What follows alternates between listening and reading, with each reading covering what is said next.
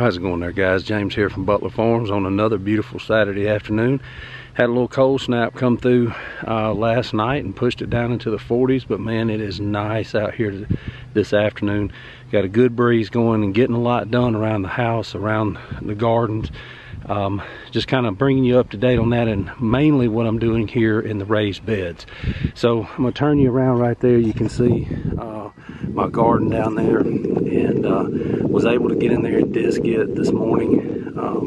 I'd broken it with a brake plow earlier, big clods, pretty deep, and I went over it multiple times today with the disc.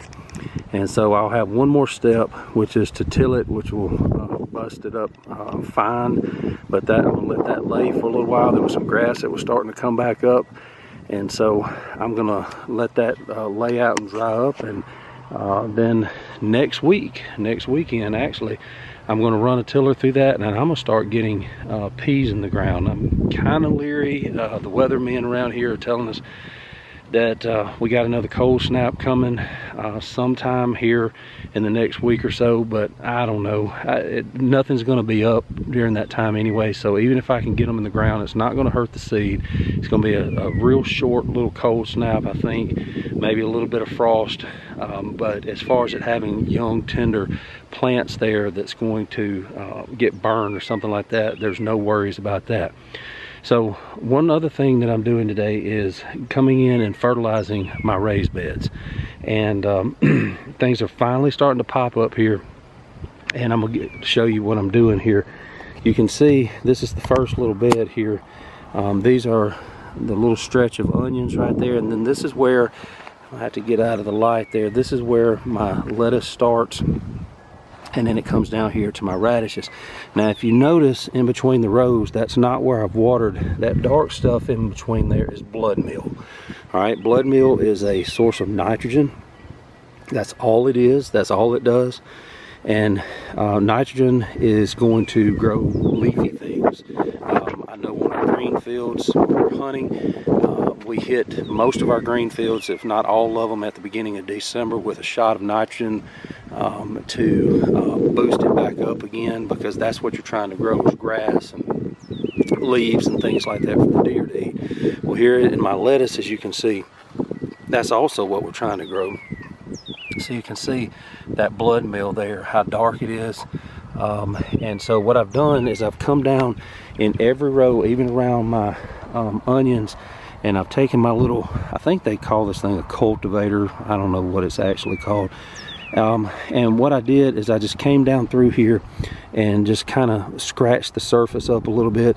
This soil had gotten kind of compacted, so I came through and I scratched it up a little bit so that the little pieces of blood meal would sink down into it, and then I'm going to come back and water it in. Again, as I've told you before, organic fertilizer is extremely slow. Usually it's a lot weaker than chemical fertilizer. This blood meal, actually, I can show you the bag right here. This is what it looks like. This is Stay Green brand. I don't have any preference toward them one way or another. That's what I'm looking for right there. And you can see that it's 1400, which is pretty hot for nitrogen. You can see what it looks like down in there. It's just black, kind of dark reddish black. But the good thing about this is even if it touches the leaves, this organic stuff is not going to burn it because it's such a slow release. So that's what I did there. Now with the onions, and I'll take you to the better looking onion bed. Remember, these are my orphan onions, the ones that I didn't think were going to do anything. Hopefully we'll get a couple of onions out of that. But over here on this bed, you can see down through there, I scratched in between the rows here also. You can see the little divot there, and this is harder to see because it kind of blends into the soil, but you can kind of tell the difference here and here, and where I've run this fertilizer down through here. Now I fertilize this pretty hard. None of these onions have started bulbing yet, so as far as me scratching in between them, it's not going to hurt them. Now once they start bulbing, obviously I'll come and I'll show you that when it's time, but I'll ring it so that the onion's sitting up on top and get the soil away from it. But right now there's no bulb under there. I've checked on a couple of these bigger ones like this. They have not started bulbing yet, which is fine. So I laid down a good heavy dose of this fertilizer. Now I've told you before, this is one that's locally available. Again, I do not have anything invested in these companies. I'm just looking for that right there. And you can see with onions, what you're wanting to do is get kind of a balanced fertilizer. Not, you know, if it's all nitrogen, all you're going to get is greens, and if that's what you're going for, that's great. But you know, as far as an overall for onions, you're wanting to have something that's pretty even. So this is a 463, which is extremely weak, but it is what it is. You know, I've got a bag of triple 10 fertilizer up there in my shop that's probably been there 7 or 8 years, and I mean, would it have been better? Well, it would have been better in the sense that it would have worked faster, it would have boosted them quicker, but that's not what I'm after anymore. I don't want the chemical fertilizers on my place. I don't want them on my food.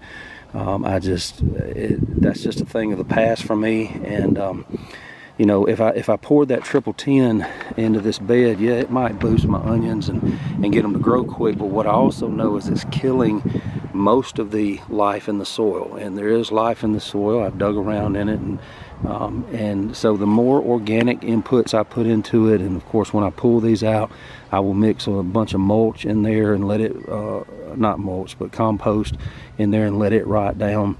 And just continue to feed that life that's in the soil, and turn it over and let it rot down in there. So this is just an all-around vegetable fertilizer. I've got the same brand that I use for acid-loving plants. That's what I put around my blueberries. I've got one that's formulated more for fruit trees. I use that as well. But you can see here on the back that two of the things that I'm growing in these beds are right there, carrots and onions. So now I put something different on my tomatoes and peppers and stuff. But this bag, the organic fertilizer, believe it or not, that triple 10 up there, eventually it will lose some of its effectiveness. But I mean, you can use it 10 years later and it's still going to have that boost. With organic fertilizer, it has a use by date. You know, there will come a time where it's pretty ineffective to use this fertilizer. And this bag was already open, but the use by date is right up on me. They're usually good when you buy them at the store for about 3 years is what's on the bag. And I don't know exactly how bad they degrade, you know, how quickly they degrade, but I just went ahead and used the rest of it simply because it was time to use it up and just get rid of it. And I'm gonna water all these in real good also and let that get down in the soil. That's why I scratched it up, to get it down in there. Now you can see my little carrots that are coming down through there. I did put some of this fertilizer in here. I don't know what the shade, the way it's working right now. You can see my little rows of carrots there. And then there's another little row. Again, I know it's hard to see with the way the shade's working right now. But I'll water that in also. I just don't know that my carrots are going to make. I'm going to give them a chance. I've hit them with this fertilizer and we'll see where it goes from there. But you know, it's just one of those things. I had them, the seeds were getting old and I needed to use them. And you know, if they don't make, they don't make. I'll just note that next time and try again with something different. So that's what I'm up to right now. I'm getting ready to put the water to them. You can see my watering supplies there, and that'll wrap it up down here in the raised beds for today. But there's all kind of options out there when it comes to organic fertilizer. And sometimes I have to buy it and bring it in. Sometimes, like down there in the garden, you know that I bury fish remains and all kinds of stuff down there, which serves the same purpose. It's just a different way of going about it. But you know, things like this I have to use right now when I get livestock back, especially chickens. And when I process chickens, I can use the feathers as fertilizer, I can use the blood as fertilizer, the whole deal. And so nothing will go to waste there. Everything that I don't use off the chicken will become fertilizer in some form or fashion. And that's the way we do things. That's the way we use what God's given us to be able to create more food. So I'm gonna leave it there, guys, and get busy. I've got a few more projects to do before it gets too terribly late, because I'm told that the fish that you saw in the last couple of videos, that I'm in charge of cooking those tonight.